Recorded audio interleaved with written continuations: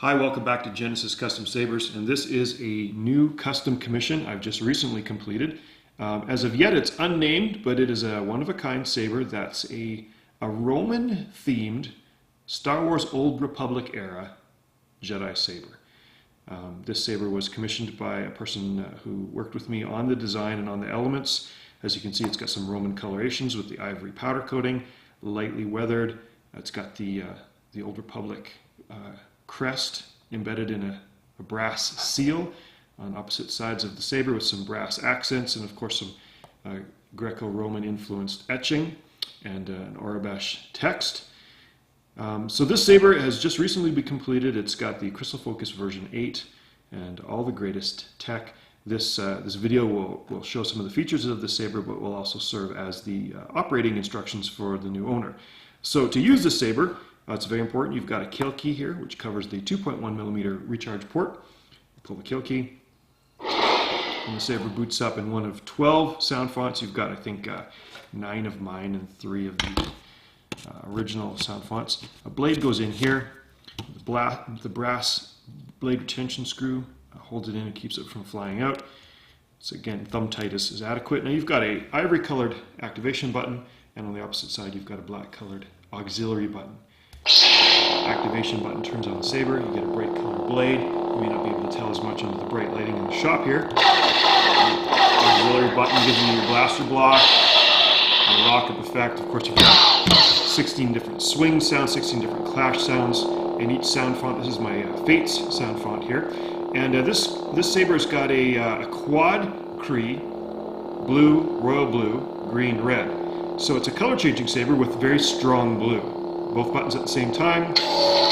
Cycles through one of 10 different color presets. So you arrive at whatever color you like for any given particular sound font, and then you just save that sound font by turning off the saber, and it'll remember that sound font for the next time it comes on.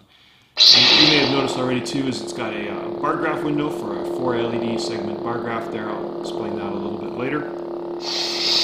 But that's how to operate the saber. It's suitable for medium hard dueling, probably suitable for the hardest dueling, but just with a high-end saber like this, I like to advise people to have caution and not take on a truck, just simply to keep the saber in good working order. Of course, blade comes out with the retention screw. Of course, if you want to change sound fonts, you just hold down the auxiliary button. Sound bank selection. Now you're in the menu. You just switch to another font, hold it down, and now the saber boots up in that new sound font. Now this saber does come apart. Of course, I don't permit the owner to take apart any of the top end of the saber, otherwise you'll void the warranty. But it does come apart from that seam there. Now this is very important. In order to take it apart, the kill key must be out. If you try to take it apart with the kill key in, it'll twist, damage the kill key, possibly damage the internals of the saber. So you just grip it tightly and you just unscrew it. And it just begins to unscrew at that seam there.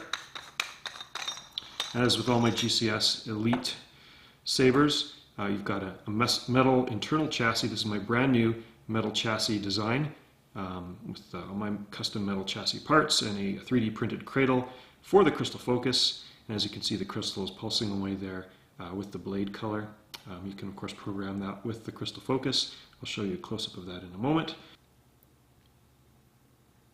This is just a close-up showing some of the detail that I've put into this crystal chamber. This is the first crystal chamber I've done with my new Genesis Elite, GCS Elite metal crystal chassis parts, which I'm very excited about. And the bar graph of the Crystal Focus. So if I power on the saber, you can see the bar graph operating in its animations. If I hold down the auxiliary button, you get the battery level meter, which shows me 1 bar, so the battery needs to be charged. It's getting low. I don't in any way recommend trying to use this saber in display mode like this. If you ever want to use the saber for fighting, it needs to be assembled and tight in order to be secure. It's more fragile in display mode like this. You'd never want to fight with it. It's just for putting on a stand, maybe something like that. You can put it on, or you can slide the bottom portion partway on. Display it like that. There's lots of different options, however you want to do that. So for operating the Saber, you've got, of course, the recharge port here, but you've also got a rice port. So you can plug in the rice cable, and you can get access to all the different features of the computer with a real-time interface called rice. If you want to click on a video that shows you a little bit of how to operate that, just click here, and I'll show a link to a video that I did showing some of the features of the rice for that. Of course, if you want to pull out the SD card to get access to changing the sound fonts or any of those things, kill key goes in, shuts off power to the Saber, and you use the magic implement, which is a pencil. Now this is a very tight fit. I'll do it on video just to show you that it's possible. But you press the SD card with the pencil, you hear a click. You need to use needle nose pliers that are clean, and it is possible, although tricky, to pull out. Whoops, it fell in. If it falls in, you can just grab it. The SD card, you'll notice that it goes in upside down. You can plug that into your computer, make changes, and when it comes time again, this is the tricky part, is to get it seated inside the crystal focus and click it in. You want to make sure it's seated properly. Pull the kill key, you hear the boot up sound, and you'll know it's ready to go. And of course, when assembling the Saber again, you want to have the kill key out so that it doesn't catch or hang up. And you just carefully slide it on, thread it together, and that is how to operate this Saber.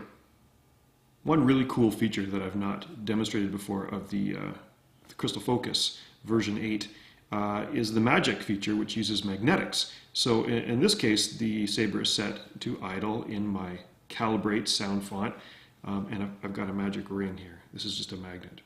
And I've set the Saber so that if I wave the magnet near the Crystal Focus, it turns the Saber on.